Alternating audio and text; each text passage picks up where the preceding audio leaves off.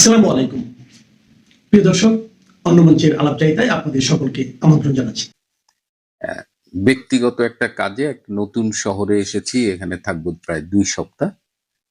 নতুন শহরে এসে সবকিছু একটু নতুন করে সেট করতে হচ্ছে, যে কারণে ভিডিও আপলোড করতে সময়ের একটু হেরফের হচ্ছে। তারপরে আমি চেষ্টা করছি যে অ্যাটলিস্ট দিনে একবার আপনাদের সাথে একটা যোগাযোগ করবার। যাই হোক, আমার কাছে কিছু খবর আছে, আমি খুব দ্রুত বলবো। তার আগে একটু বলতে চাই যে আপনারা আজকে নিশ্চয়ই অনেকে খেয়াল করেছেন যে আজকে বরিশালে সুজনের মানে সুশাসনের জন্য নাগরিক সুজনের বদিউল আলম মজুমদার, সেখানে সুজন বরিশাল শাখার সাথে একটা মিটিং করেছেন এবং তারপরে সাংবাদিকদের সাথে তিনি কথা বলেছেন এবং সেখানে তিনি বলেছেন, আমি তার মানে একটা পত্রিকার হেডলাইন থেকে বলছি যে নিরপেক্ষ তত্ত্বাবধায়ক সরকার ছাড়া সুষ্ঠু নির্বাচন সম্ভব নয়। যেখানে 12ই ফেব্রুয়ারি নির্বাচনের তারিখ ঘোষণা করা হয়েছে এবং এই বদিউল আলম মজুমদার নিজেও এই ডক্টর ইনুসের যে টোটাল গ্যাংটা রয়েছে তার একজন সদস্য। তো বদিউল আলম মজুমদার আজকে বরিশালে কেন বলছেন যে এই নিরপেক্ষ তত্ত্বাবধায়ক সরকার ছাড়া সুষ্ঠু নির্বাচন সম্ভব নয়?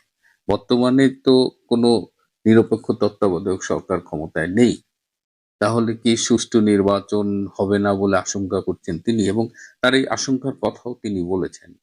এবং মানে এই নির্বাচন হবে কিনা সেটা নিয়েও তিনি কথা বলেছেন। তো ইনুস শিবিরের ভেতরের একজন যখন বলেন এই নির্বাচন হবে কিনা কিংবা এই সুষ্ঠু নির্বাচনের জন্য একটা নিরপেক্ষ তত্ত্বাবধায়ক সরকার দরকার, তখন আমরা কি মেসেজ পাই?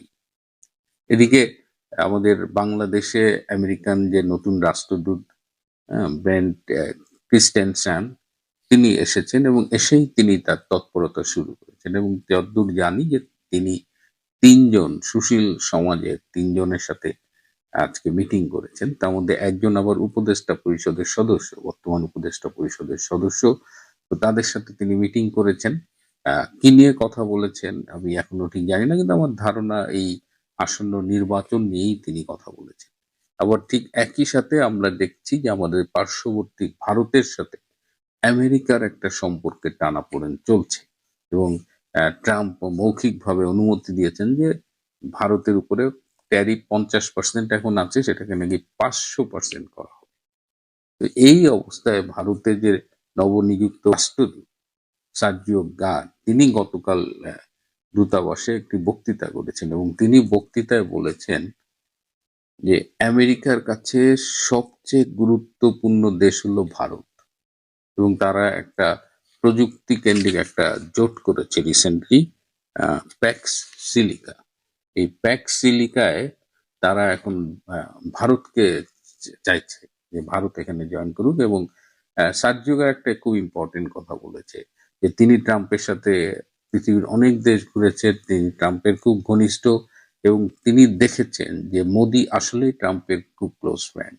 তিনি আরো বলেছেন যে দুইটা বন্ধুর সাথে কখনো কখনো অনেক বিষয়ে মতপার্থক্য হয়, মনোমালিন্য হয়, কিন্তু তাই বলে বন্ধুত্বটা শেষ হয়ে যায় না। সো এই সার্জিও গারের এই অবস্থানটা, যখন আমরা ট্যারিফের এই 500% ট্যারিফ নিয়ে আমরা একটু টেন্স ছিলাম যে সম্পর্কটা কোন দিকে যাচ্ছে, ঠিক সেই সময় সার্জিও গারের এই কথাগুলো কিন্তু খুব ইম্পর্টেন্ট। এদিকে আমাদের বদিউল আলম মজুমদারের কথা এবং আমাদের যে ব্র্যান্ড ক্রিস্টেনসেন আসছে যে নব রাষ্ট্রদূত, এদিকে একমাত্র বিএনপি ছাড়া বাংলাদেশে এখন আর কেউ নির্বাচন যে একদম করতেই হবে, চাইতেই হবে এমন ভাবসাব কিন্তু দেখা যাচ্ছে না। মাঠ পর্যায়েও যতটা তৎপরতা থাকার কথা ছিল কিংবা নির্বাচন কমিশনের কার্যালয়ে যতটা তৎপরতার কথা ছিল, সেগুলো কিন্তু এখন পর্যন্ত দেখা যাচ্ছে না। সুতরাং এখন যে টেনশন যেটা, সেটা হলো যে 12ই ফেব্রুয়ারি নির্বাচন হবে কিনা। এটা নিয়ে আমি কিন্তু বলছি একটা অনিশ্চিত নির্বাচন।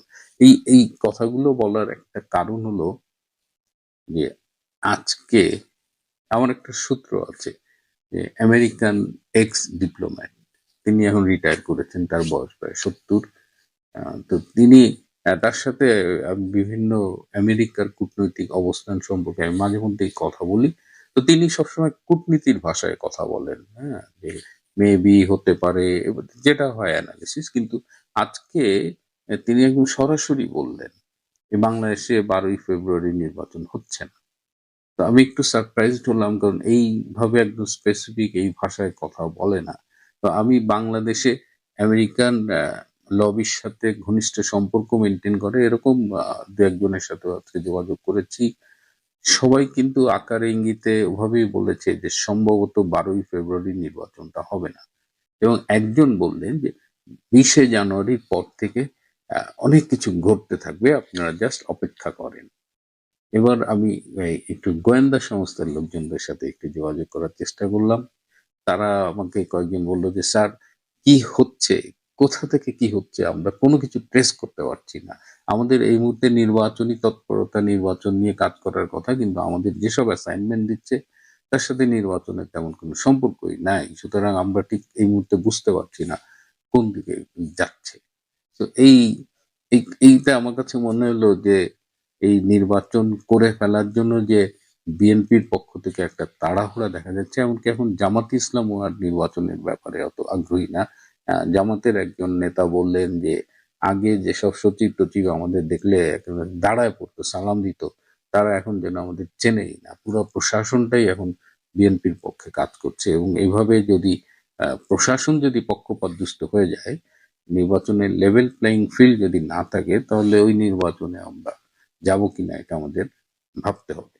আর বাংলাদেশের ইলেকশন নিয়ে যখন অনিশ্চয়তা, তখন আমি একটু আন্তর্জাতিক একটা বিষয় বলবো যে আপনার ইরানের একটা সাম্প্রতিক পরিস্থিতি দেখতে পাচ্ছেন। গত 2-3 সপ্তাহ ধরেই সেখানে বর্তমান সরকারের বিরুদ্ধে আন্দোলন চলছে, যে আন্দোলনটা অনেকেই বলছে যে বাংলাদেশ, শ্রীলঙ্কা, নেপাল সেই রেজিম চেঞ্জের আন্দোলন, এবং এই আন্দোলনটা বেশ সিরিয়াস হয়ে গেছে। এবং আমরা ভিডিও দেখেছি যে যারা বিক্ষোভ করছে বর্তমানের সরকারের বিরুদ্ধে, তাদের হাতে অস্ত্র দেখা গেছে, এবং বলা হচ্ছে যে আন্তর্জাতিক গোয়েন্দা সংস্থা নাকি এইসব অস্ত্র সরবরাহ করেছে।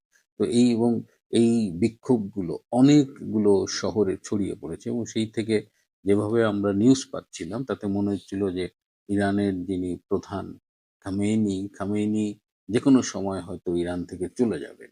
কিন্তু আজকে একটা ভিডিও দেখলাম যে আজকে ইরানের সরকার সমর্থকরা রাজপথে নেমেছে, লক্ষ লক্ষ লোক বিভিন্ন শহরের রাজপথে নেমেছে, এবং আজকে কিন্তু এই আন্দোলনকারী যারা বিক্ষোভকারী জেনজি তাদের কিন্তু আজকে তেমন দেখা যায়নি। সুতরাং এই যে জিনিস, এটা আমি কেন বলছি সেটা বলি যে একটা সরকার, তার প্রধান শক্তি হলো তার রাজনৈতিক সংগঠন, এবং এই ইরানে যখন রাজনৈতিক সংগঠন সরকারের পক্ষে সমর্থনে নেমেছে, তখন কিন্তু আবার পুরো সিনারিও কিন্তু আর আগের মতো একদম ওয়ান সাইডেড নাই, যে সরকারের পতন সময়ের ব্যাপার মাত্র।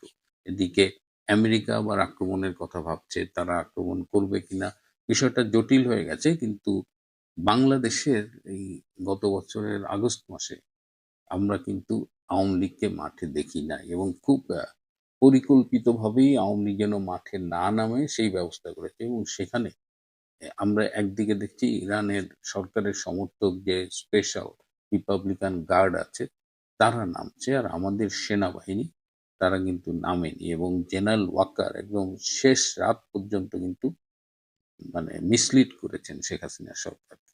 দল যখন বলেছে তারা সমাবেশ করতে চায়, তারা রাজপথে নামতে চায়, তখন এই ওয়াকার এবং অন্যান্যরা শেখ হাসিনাকে বিভ্রান্ত করেছিল যে রাজপথে নামলে প্রচুর ব্লাডশেড হবে, আপনি আওয়ামী লীগের সবাইকে ঘরে রাখেন, আই উইল টেক কেয়ার বলে জেনারেল ওয়াকার পুরা গেমটা তার হাতে নিয়ে নিয়েছে আওয়ামী লীগের বাইরে। আওয়ামী লীগ আজকে যখন ইরানের এই ঘটনা দেখবে, কিংবা আজকে যখন আত্মমূল্যায়ন করে, তারা কি বুঝতে পারে যে সেদিন রাজপথে আওয়ামী লীগের অনুপস্থিতিটাই এই ষড়যন্ত্র, এই ওয়াকার ইউনূস এদের যে ষড়যন্ত্র সেটাকে বাস্তবায়নে সহায়তা করেছিল? এর থেকে সব সরকারের জন্য, সবার জন্য টেক হোম মেসেজ হলো যে রাজনৈতিক সরকারের প্রধান ক্ষমতার উৎস হবে তার রাজনৈতিক সংগঠন। আমলা, আইন শৃঙ্খলা রক্ষাকারী বাহিনী, আর্মি, এরা কখনোই কোনো সরকারকে নিরাপত্তা দিতে পারে না, বরং সময় সুযোগ পেলে এরা পোল্টি খেয়ে যায়, এরা ডলারে বিক্রি হয়। কিন্তু দিনের শেষে যেটি থাকে সেটি হলো রাজনৈতিক সংগঠন। আসসালামু আলাইকুম। আগামী 12ই ফেব্রুয়ারি যদি সত্যি জাতীয় সংসদ নির্বাচন অনুষ্ঠিত হয়, তাহলে সেই নির্বাচন আসলে নিয়ন্ত্রণ করবে কারা বা কোন শক্তি? যেমন এর উত্তরে আমাদের সিনিয়র সাংবাদিক মাসুদ কামাল আমারই একটি পডকাস্টে তিনি মন্তব্য করেছেন, এই নির্বাচন আসলে নিয়ন্ত্রণ করবে আওয়ামী লীগ। কেমন? আওয়ামী লীগের ভোটাররা যদি ভোট দিতে যান, সেক্ষেত্রে দলীয় একটি নির্দেশনা থাকবে কোন দলকে ভোট দিতে হবে, বিএনপিকে নাকি জামায়াতকে। তো সেক্ষেত্রে ভোটের ফলাফলের ক্ষেত্রে একটি প্রভাব বিস্তার করবে আওয়ামী লীগের ভোটাররা। আবার যদি ভোট দিতে না যান, এক অর্থে নির্বাচন বয়কট করেন, সেক্ষেত্রে ভোটের উপস্থিতির হার একটি বড় ফ্যাক্টর হয়ে দাঁড়াবে আন্তর্জাতিক পরিমণ্ডলে, খুব স্বাভাবিক। কিন্তু আমি এই বিষয়টিকে, সাংবাদিক মাসুদ কামালের এই মন্তব্যটিকে অনেকখানি সমর্থন করি, মোটামুটি একমত।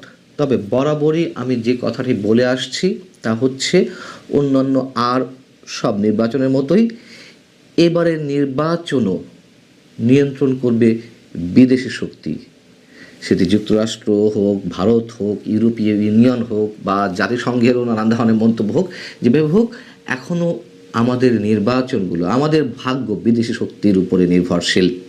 আপনাদের একটি বিষয় মনে করিয়ে দিই, 2024-এর 7 জানুয়ারির যে তুমুল বিতর্কিত এবং ন্যাক্কারজনক নির্বাচনটি অনুষ্ঠিত হয়েছিল, তার 3 দিন পর 10 জানুয়ারি ইউরোপীয় ইউনিয়ন একটি বিবৃতি দিয়েছিল নির্বাচনকে মূল্যায়ন করতে গিয়ে।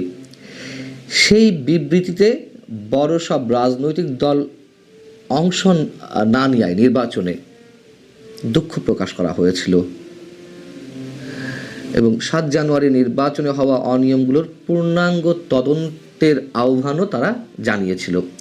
বিবৃতিতে কি বলা হয়েছিল, একেবারে কোট আনকোট, 7 জানুয়ারি ছিল রোববার, তাই সেখানে উল্লেখ ছিল যে গত রবিবার বাংলাদেশে যে সংসদীয় নির্বাচন হয়েছে, ইউরোপীয় ইউনিয়ন তা লক্ষ্য করেছে এবং গণতান্ত্রিক মূল্যবোধ, মানবাধিকার ও আইনের শাসনের ভিত্তিতে ইইউ ও বাংলাদেশের যে দীর্ঘমেয়াদী অংশীদারিত্ব তা পুনর্ব্যক্ত করছে। একই সঙ্গে ওই নির্বাচনে সব রাজনৈতিক দল অংশ না নেওয়ায় ইউরোপীয় ইউনিয়ন দুঃখ প্রকাশ করছে। ইউরোপীয় ইউনিয়ন এই বিবৃতি দেওয়ার আগে 7 জানুয়ারির পরপরই আলাদা আলাদা বিবৃতি দিয়েছিল যুক্তরাষ্ট্র এবং যুক্তরাজ্য। তারা কি বলেছিল? তারা বলছিল যে দ্বাদশ জাতীয় সংসদ নির্বাচন অবাধ ও সুষ্ঠু নির্বাচনের মানদণ্ড মেনে অনুষ্ঠিত হয়নি বলে তারা মনে করে। এবং এই যে মানদণ্ড বলতে আন্তর্জাতিক মানদণ্ড বোঝানো হয়েছে, সেই মানদণ্ডের অন্যতম পরিমাপক কী ছিল? তারা যেটি বরাবরই সবসময় বলে আসছিল, অংশগ্রহণমূলক নির্বাচন হতে হবে। অংশগ্রহণমূলক বলতে অন্তত বিশেষ বিশেষ বড় রাজনৈতিক দলগুলোর অংশগ্রহণ। তৎকালীন বাংলাদেশে তৎকালীন মার্কিন রাষ্ট্রদূত পিটার ডি হাসের যে দৌড়ঝাঁপ, বিভিন্ন রাজনৈতিক দলের সঙ্গে তার যে পরামর্শ বা বিভিন্ন ধরনের আলোচনা, সেখান থেকে দুটো বিষয় ছিল। একটা হচ্ছে ওই নির্বাচনে যেভাবে হোক বিএনপি সহ অন্যান্য সব রাজনৈতিক দলের অংশগ্রহণ নিশ্চিত করা, অথবা তা না করতে পারলে যাতে এ ধরনের নির্বাচন না হয়, সেটাই তো করা হয়েছিল।